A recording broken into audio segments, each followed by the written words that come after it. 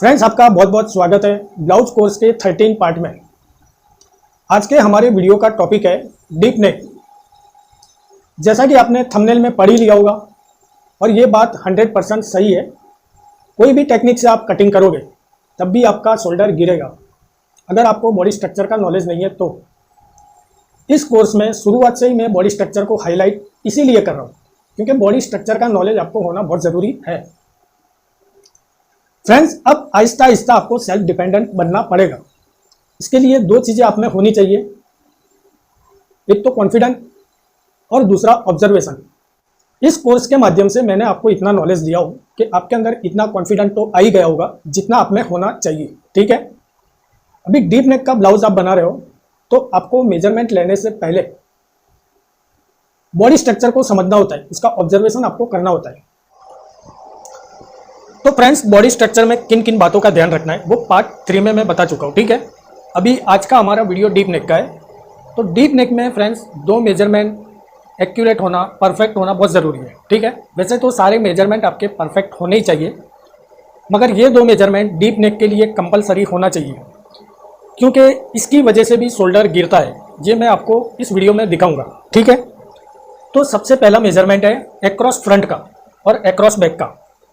अभी तक जो हमने कटिंग किया शोल्डर के हिसाब से किया, ठीक है, बैक शोल्डर मेजरमेंट से।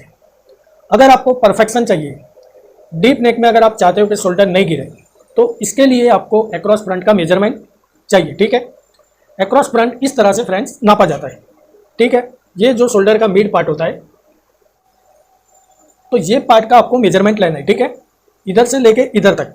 आप अगर बॉडी पे मेजरमेंट लोगे तो आपको यहाँ पे गैप दिखेगा। ठीक है, जो आर्मोल पे सिलाई होती है, स्लीव्स और बॉडी अटैच होती है, तो इधर से लेके इधर तक, तो ये हमारा मेजरमेंट है 14। ठीक है, इसी तरह से सेम आपको बैक में लेना है। ये ध्यान से देख लेना मेजर टेप मैंने कहाँ पे रखा हूँ। आपको बॉडी पे इसी तरह से रखना है, बॉडी पे आपको समझ में आ जाएगा। तो इससे क्या होता है फ्रेंड्स, हम लोग गलती क्या करते थे, हम लोग हमेशा फ्रंट का शोल्डर बैक के शोल्डर का जो मेजरमेंट होता था उसके हिसाब से कटिंग करते थे। ठीक है, तो फ्रेंड्स इसका शोल्डर है, तो फ्रेंड्स इसका शोल्डर है 15.5। ठीक है, अगर हम फ्रंट का शोल्डर 15.5 के हिसाब से कटिंग करेंगे तो 15.5 हमारे किधर आएगा फ्रेंड्स, ये देखिए 15.5 हमारा शोल्डर से नीचे आ रहा है। ठीक है, तो इसकी वजह से हमारा शोल्डर लूज हो जाता है। शोल्डर हमारा इधर आ रहा है। ठीक है, तो ये शोल्डर हमारा फ्रंट का लूज हो जाता है। फ्रंट का शोल्डर लूज होने की वजह से शोल्डर नीचे की तरफ आता है। ठीक है, तो एक रीज़न ये हो गया। एक्चुअली क्या होता है फ्रेंड्स, ये पार्ट फ्लैट होता है। ज़्यादातर बॉडी में ये मेजरमेंट कम होता है, ये मेजरमेंट ज़्यादा होता है। तो ये अगर हम, तो इसका कटिंग हम अगर एक्रॉस फ्रंट और एक्रॉस बैक के हिसाब से करेंगे तो फ्रंट का हमारा मेजरमेंट ऑटोमेटिक कम आएगा। ठीक है, जैसे मेरे आगे वाले वीडियो में आपने देखा होगा, ज़्यादातर बॉडी में एक्रॉस फ्रंट 1 इंच छोटा रहेगा, एक्रॉस बैक 1 इंच बड़ा रहेगा। किसी में 1.5 इंच भी बड़ा हो सकता है, तो किसी का सेम भी हो सकता है। Across front across back same भी हो सकता है। तो उस टाइप के मेजरमेंट में आप दोनों का मेजरमेंट सेम रख सकते हैं। ठीक है, तो फ्रेंड्स आपको एक ड्राफ्टिंग में ये एक्रॉस फ्रंट, एक्रॉस बैक और बैक शोल्डर, ये मेजरमेंट से आपको ड्राफ्टिंग करके दिखाता हूँ। तो इसमें भी हमारा शोल्डर फ्रंट का कम आएगा, बैक का ज़्यादा आएगा। ठीक है, तो ये एक्रॉस फ्रंट है हमारा 14, एक्रॉस बैक है 15 और शोल्डर है 15.5। ठीक है, तो ये हम मार्किंग करके देखते हैं। तो फ्रेंड्स इधर ध्यान देना, एक्रॉस फ्रंट और एक्रॉस बैक का मेजरमेंट कैसे अप्लाई होता है ये मैं आपको बता दूं। ठीक है, ये शोल्डर स्लोप हो गया, एक्रॉस फ्रंट है हमारा 14,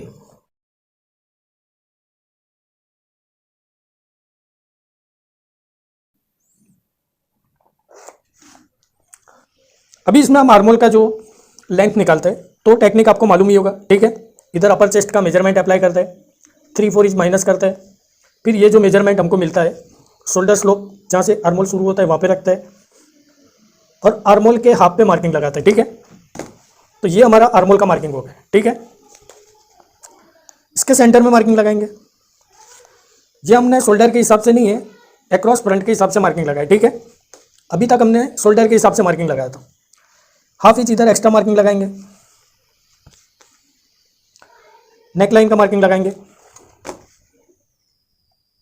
शोल्डर स्लोप का मार्किंग लगा दिया, सेंटर से इधर मिला दिया, अपर चेस्ट का मार्किंग इधर लगा दिया।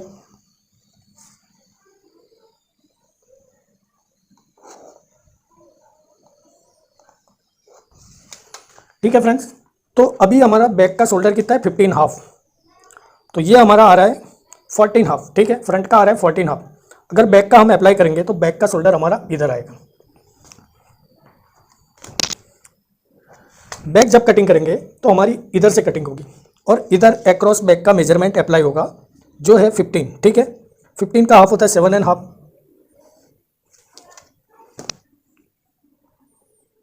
ये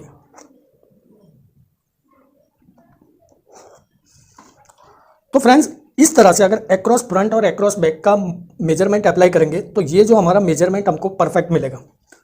अभी ये चीज़ एडजस्ट हमको कैसे करना होता है, तो ये जो अगर हमारा 3 इंचेस है, ठीक है, फ्रंट का नेक 3 इंचेस है, तो बैक का आएगा ये जितना एक्स्ट्रा है उतना इधर एक्स्ट्रा आएगा। ये हाफ इंच एक्स्ट्रा है तो इधर बैक का नेक हाफ इंच ब्रॉड आएगा, बैक नेक फ्रंट के हिसाब से हाफ इंच ब्रॉड रहेगा। ठीक है, तो ये दो शोल्डर ज्वाइंट करेंगे हम तो ये दोनों मेजरमेंट सेट हो जाएगा। ठीक है, और ये बैक का नेक हमको फ्रंट से हाफ इंच बड़ा होना ही चाहिए। इसके लिए 3 पार्ट आप देख लेना, डिस्क्रिप्शन में सारे वीडियो की लिंक दे दूंगा। सारे वीडियो नॉलेजेबल है, आपने अगर नहीं देखे इस वीडियो पे चैनल पे नए हो तो डिस्क्रिप्शन में या तो चैनल पे जाके प्लेलिस्ट में जाके सारे वीडियो देख लेना। ठीक है, बहुत नॉलेज आपको मिलेगी। तो ये चीज़ आपके समझ में आ गई फ्रेंड्स। ठीक है, अभी ये फ्रंट हमारा एक्चुअली मेजरमेंट के हिसाब से इतना आना चाहिए। हम लोग अगर बैक शोल्डर के हिसाब से कटिंग करते हैं तो फ्रंट का शोल्डर भी इधर आता है हमारा। ठीक है, तो ये इतना शोल्डर हमारा लूज हो जाता है। तो फ्रेंड्स यहाँ पे हाफ इंच शोल्डर हमारा ऑलरेडी बड़ा हो जाता है फ्रंट का। ठीक है, अगर फ्रंट का बड़ा होगा तो डीप नेक का जो बैक का उसको भी खींच के आगे लाएगा। ठीक है, तो बैक का भी हमारा बड़ा हो जाएगा। तो सबसे पहला रीज़न शोल्डर गिरने का ये है। ठीक है, दूसरा रीज़न है ब्लाउज को हमको ये जो होल्ड करना पड़ता है। ठीक है, ब्लाउज अगर हमारा प्रॉपर इसका शोल्डर स्लोप है, पूरी पट्टी में शोल्डर पे ग्रिप बनेगी, पूरा आपका बॉडी से चिपक के रहेगा। ठीक है, अगर शोल्डर स्लोप कम हुआ, इधर ध्यान देना फ्रेंड्स, शोल्डर स्लोप कम हुआ आपका तो ये पार्ट उठा हुआ रहेगा, लूज रहेगा। ठीक है, बॉडी इधर है, आपका कटिंग इधर है, तो इतना लूज रहेगा आपका। तो लूज रहेगा तो इसकी ग्रिप नहीं बनेगी फ्रेंड्स, और ये शोल्डर आपका गिर जाएगा। ग्रिप कब बनेगी कि शोल्डर जितनी रिक्वायरमेंट है इतना डाउन हुआ है तो ये पूरे पट्टी में ग्रिप बनेगी। तो फ्रेंड्स डीप नेक में आपका कहीं भी लूजिंग नहीं होना चाहिए, ना इधर होना चाहिए।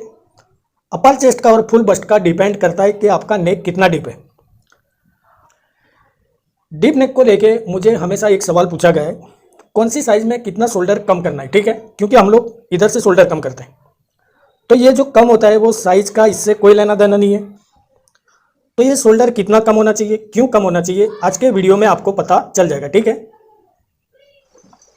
अभी फ्रेंड्स कुछ फिगर इस टाइप के होते हैं कि जिसमें शोल्डर स्लोप नहीं होता है। ठीक है, शोल्डर जिनका स्ट्रेट रहता है, तो इस टाइप के फिगर में शोल्डर गिरने के चांसेस बहुत कम रहते हैं। ठीक है, अगर हाफ इंच या 3/4 इंच भी अगर डाउन रहेगा तो शोल्डर नहीं गिरेगा, क्योंकि यहाँ पे शोल्डर होल्ड हो जाता है। ठीक है, ये स्ट्रेट होने की वजह से शोल्डर होल्ड हो जाता है यहाँ पे, मगर जिसमें डाउन ज़्यादा होता है इसमें शोल्डर गिर जाता है। तो इसलिए शोल्डर स्लोप का मेजरमेंट हमारे पास होना बहुत ज़रूरी है। आपको अगर फ्रेंड्स मालूम करना है कि शोल्डर स्लोप कितना है, ठीक है, तो क्लाइंट को दीवार के सहारे खड़ा कर देना है। आप चाहो तो पीछे पेपर भी लगा सकते हैं। ठीक है, और ये जो गर्दन है, नेक है, इससे एक ही दूरी पे आपको पेन को स्ट्रेट रखना है। ठीक है, स्ट्रेट रख के एक मार्किंग लगा लेंगे और एक मार्किंग हम शोल्डर के एंड में लगा लेंगे। ठीक है, पेन आपकी स्ट्रेट होनी चाहिए, पेन से भी लगा सकते हैं, पेंसिल से भी लगा सकते हैं। ठीक है, तो इधर हमको ये 2 मार्किंग मिला है, एक ये हो गया, एक ये हो गया। ठीक है, तो फ्रेंड्स अभी ये 2 पॉइंट हमने लगा लिया है। ठीक है, 2 मार्किंग लगा लिया है।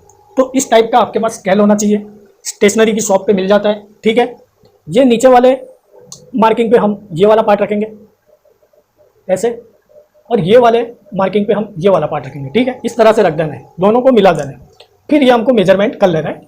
तो ये जो भी मेजरमेंट आएगा वो हमारा शोल्डर स्लोप है।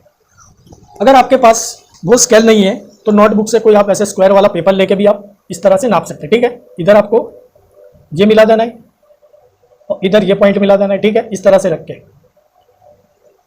ये। तो ये हो गया आपका शोल्डर स्लोप, ठीक है। इतना शोल्डर स्लोप है, ये आपको परफेक्ट शोल्डर स्लोप मिल जाएगा, ठीक है। तो फ्रेंड्स, डीप नेक ब्लाउज के लिए 2 ज़रूरी स्टेप आपको मैं बता चुका, ठीक है। एक तो आपका शोल्डर स्लोप परफेक्ट होना चाहिए, क्योंकि फ्रेंड्स अगर सपोज कि ये बॉडी है, ठीक है,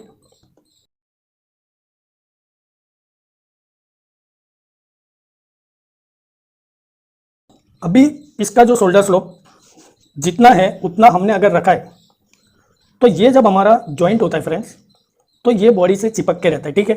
इसकी वजह से ये हमारी ग्रिप बनती है ब्लाउज में, ठीक है। इधर लूजिंग नहीं होने की वजह से परफेक्ट इसकी ग्रिप बनती है। इधर का फिटिंग परफेक्ट होना चाहिए और ये फिटिंग भी आपका परफेक्ट होना चाहिए, ठीक है, क्योंकि इधर हमारा ब्लाउज होल्ड होता है। अगर ये चीज़ हमारी लूज रहेगी तो इधर ब्लाउज को ग्रिप नहीं मिलेगी, ठीक है, इसलिए ब्लाउज होल्ड नहीं होगा। तो ये बहुत ही ज़रूरी मोस्ट इम्पोर्टेंट स्टेप है, ठीक है, शोल्डर स्लोप। दूसरा जो मैंने बताया, फ्रंट का शोल्डर छोटा होता है अकॉर्डिंग बैक शोल्डर के, राइट। ये मैंने आपको प्रैक्टिकली प्रूव करके बता दिया।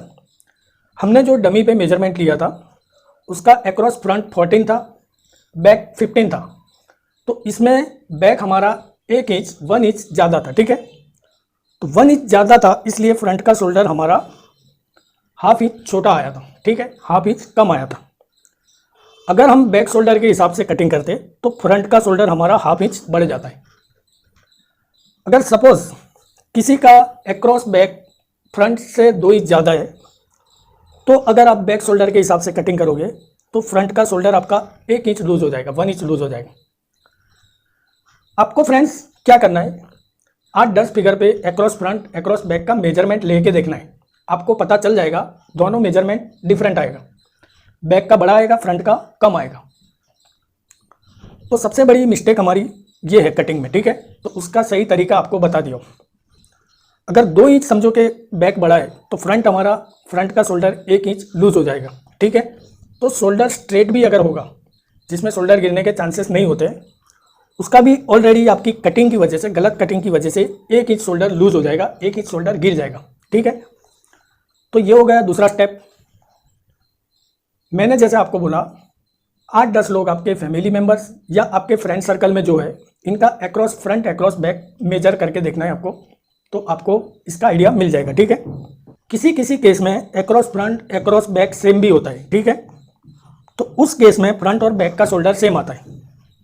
तो फ्रेंड्स, यहाँ पे जो तीसरी चीज़ है, ये बैक का वेस्ट डार्ट को भी समझना बहुत ज़रूरी है, क्योंकि इसकी वजह से भी शोल्डर हमारा बड़ा हो जाता है, ठीक है।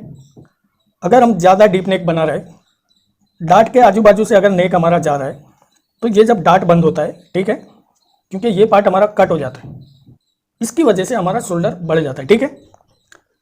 ये डार्ट की वजह से, क्योंकि इधर से हमारा कट हुआ है, तो जब कट होता है तो डार्ट लगता है, तो उसका अपोजिट साइड में रिएक्शन आता है, ठीक है। तो फ्रेंड्स, हम क्या करते हैं इसके लिए, डार्ट को लेते हैं ऊपर की साइड में, रिएक्शन को लेते हैं नीचे की साइड में, ठीक है। तो ये हमारा प्रॉब्लम सॉल्व हो जाता है। ये जो है इसका उल्टा हम इस टेक्निक में करते हैं।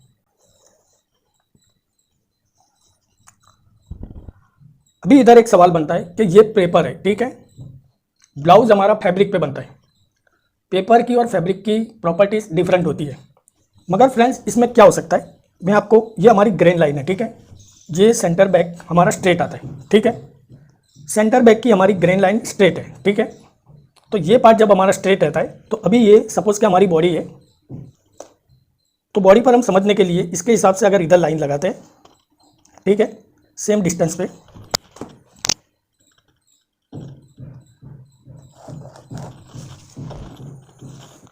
तो बॉडी पे अभी दोनों लाइन की पोजीशन स्ट्रेट है, ठीक है।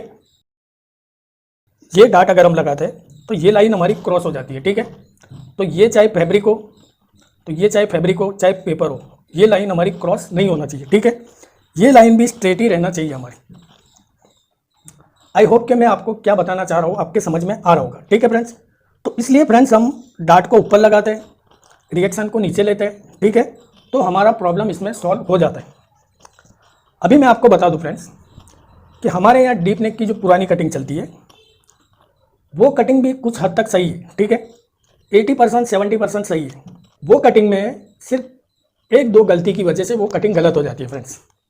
हमारी कटिंग में क्या है फ्रेंड, शोल्डर भी कम होता है और ये आर्मोल की डेप्थ हमको जितनी चाहिए उतनी ही हमारी कटिंग में रहती है। पुरानी कटिंग में क्या होता है फ्रेंड्स कि ये जो पार्ट होता है, ठीक है, आर्मोल की डेप्थ कम होती है। शोल्डर अगर इधर से कम करेंगे, हम इधर से 2 इंच शोल्डर कम करेंगे तो ये आर्मोल हमारा बड़ा हो जाता है, ठीक है।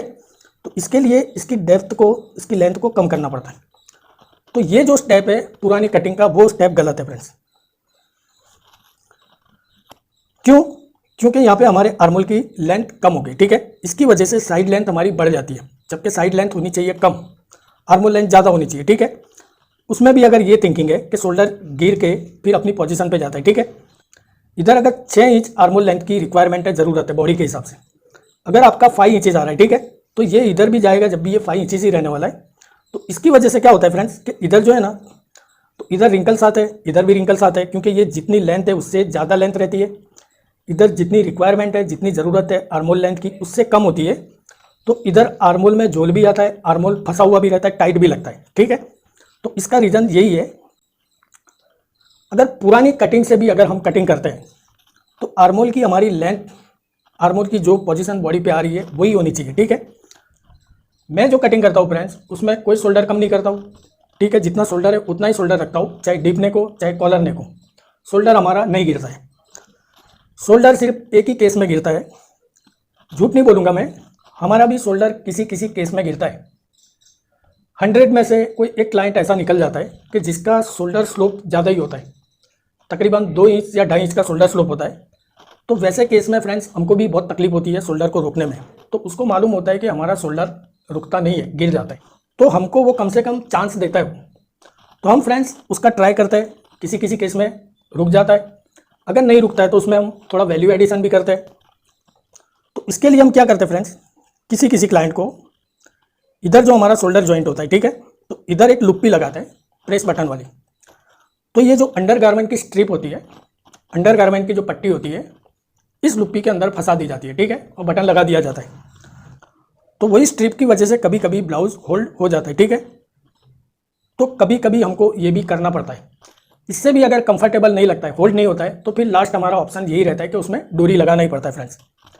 तो आप ये मत समझना कि हम लोग प्रॉब्लम फेस नहीं करते, ठीक है। डीप नेक में किसी किसी केस में आपके पास बड़ी मुश्किल से ऐसा केस आएगा। तो फ्रेंड्स अभी जो हमारी टेक्निक है, ठीक है, फाइनली ये बता दूं आपको कि कौन सी साइज़ में कितना शोल्डर कम करना चाहिए, ठीक है। तो इधर हमको शोल्डर कम करना नहीं होता है, इसकी टेक्निक मैं आपको बता देता हूँ, वीडियो ध्यान से देखना, इधर ध्यान देना। ये हमारी अपर चेस्ट की लाइन है 7 इंच पे, ठीक है। तो 7 के बाद 1 इंच और पकड़ लो, ठीक है, 8 इंच। 8 इंच से ऊपर जितने भी गले बनेंगे आपके, ठीक है, जितना भी 8 इंच से ज़्यादा डीप रहेगा, बैक की बात कर रहा हूँ मैं, बैक नेक आपका अपर चेस्ट से 1 इंच और ज़्यादा रखना है। कितना आ रहा है? 8। तो 8 के बाद जितना भी डीप नेक बनेगा आपका, उसमें आपको अपर चेस्ट की लूजिंग निकाल देना है, ठीक है। इधर हमारे फर्मे में 2 इंच की लूजिंग रहती है। अभी आप सोचोगे कि अगर डीप नेक में लूजिंग होनी नहीं चाहिए तो आपने ऐड क्यों किया, ठीक है। तो ये हमारे फर्मे का पर्पज़, इसका कॉन्सेप्ट क्या है ये आपको मालूम है। हम एक ही फर्मे से, एक क्लाइंट का एक ही फर्मा कटिंग करने वाले हैं, ठीक है, और इसी में से सब टाइप के ब्लाउज क्रिएट करने वाले, ठीक है।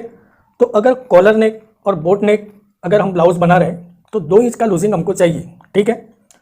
तो फ्रेंड्स यही लूजिंग हमको इधर शोल्डर कम करने में सपोर्ट करेगा, ठीक है। कैसे? अपर चेस्ट से नीचे 1 इंच आपको मेजरमेंट लेना है, फिर इसके बाद आपका जितना भी डीप होता है, ठीक है, जो भी डीप आपका, जो भी नेक आपका अपर चेस्ट से नीचे जाता है, तो उसमें आपको क्या करना होता है, अपर चेस्ट का लूजिंग निकालना होता है, ठीक है।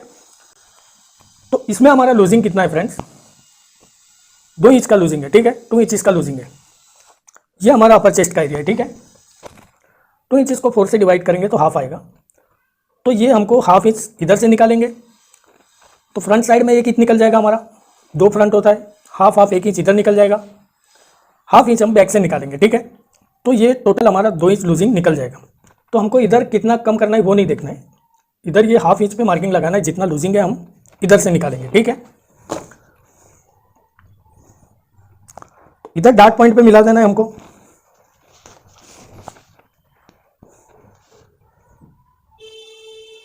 डॉट पॉइंट पे मिला देना है और ये हाफ इंच का जो मार्किंग किया इसको मिला के एक सीधी लाइन लगा लेना है, ठीक है। ये डीप नेक का एक तरीका और बताया हूँ मैंने शोल्डर कम करने का, ठीक है। अभी आज मैं आपको दूसरा तरीका बताता हूँ। ये हमने कटिंग करके निकाल दिया, ठीक है। लूजिंग हमने यहाँ से निकाल दिया। अभी हमको क्या करना है फ्रेंड्स, ये लाइन को हमको स्ट्रेट करना है, ठीक है। ये लाइन इधर से ऐसे जा रही है और ये लाइन स्ट्रेट है। तो अभी हमको क्या करना है, ये लाइन को स्ट्रेट करना है, कंटिन्यू करना है। तो इसके लिए ये लाइन पे हम स्केल रखेंगे ऐसे, ठीक है, ठीक है। इस तरह से मिला के स्केल रख देना है और इधर जो है एक मार्किंग लगा लेना है, ठीक है। इधर तो हमारा मार्किंग ऑलरेडी है, ठीक है। इधर ये लाइन को स्ट्रेट रखना है और इधर मार्किंग भी लगा देना है और ये डॉट पॉइंट पे हमको दोनों मार्किंग को मिला देना है, ठीक है। तो ये हमारी लाइन हो गई फ्रेंड्स स्ट्रेट। ये डॉट को अगर हम बंद कर देंगे, ये डॉट को हम ऐसे बंद कर देंगे,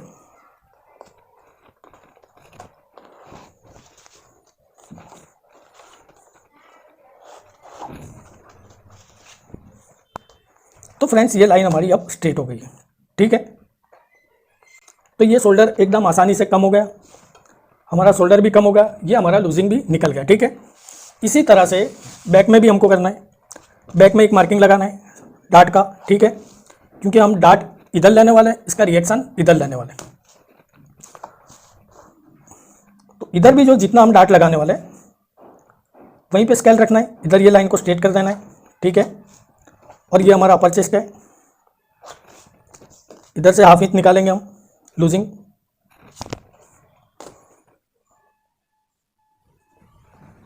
ये लाइन को ऐसे मिला देना है, ठीक है। इधर हमको ये लाइन पे मिलाना है, इधर ये हाफ इंच का जो हमने मार्किंग लगाया उसको मिला के लाइन लगा देना है।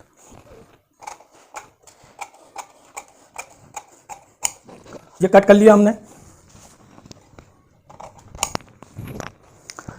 अब जैसा फ्रंट में हमने किया, इसको इधर मिला देंगे, इधर ये पॉइंट पे मिला देंगे,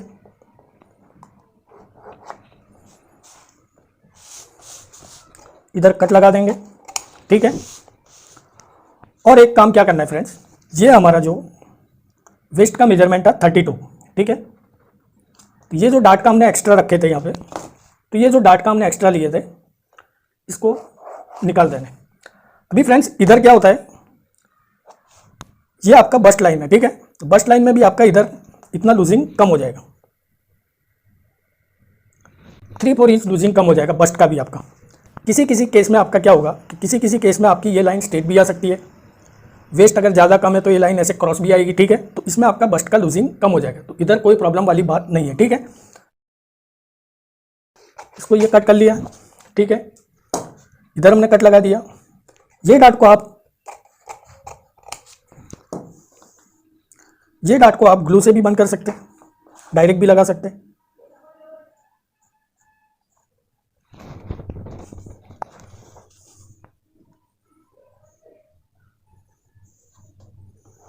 ठीक है, ग्लू से भी आप बंद कर सकते हैं इसको। तो ये सेंटर बैक लाइन हमारी स्ट्रेट हो गई है, ठीक है फ्रेंड्स। तो आई होप कि आपके समझ में आ गया होगा कि इसका फंडा क्या है, ठीक है। अभी अगर अपर चेस्ट 7 इंच पे आ रहा है, ठीक है, 7 इंच या इससे कम डीप है, तो इसमें क्या करना है, तो इसको जो हम दूसरे वीडियो में समझेंगे, ठीक है फ्रेंड्स। तो ये आपको मैं डीप नेक का एक तरीका बता दिया हूँ, जो जो स्टेप आपको बताया उसको फॉलो करना है। तो फ्रेंड्स आई होप कि आज का वीडियो आपके समझ में आ गया होगा, वीडियो अच्छा भी लगा होगा, तो लाइक तो फ्रेंड्स बनता ही है, ठीक है।